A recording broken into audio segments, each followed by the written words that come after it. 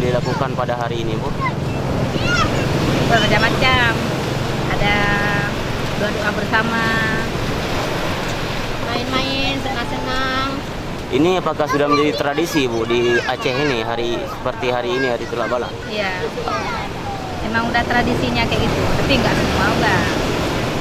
Tapi kebanyakan kalau orang Aceh.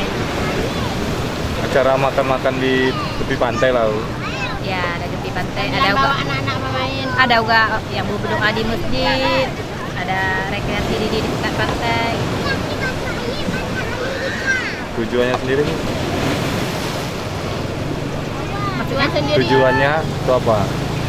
Makan-makan di... Senang-senang.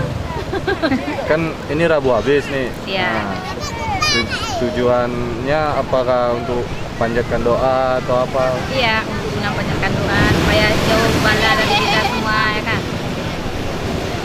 Di samping itu bisa juga untuk senang-senang. Nama Ibu itu, Bu? Namanya siapa? Apa? Saya tanya sama Namanya? Aduh, kan Kak Dulu untuk wawancara. Usman Ida Dari dari Padang.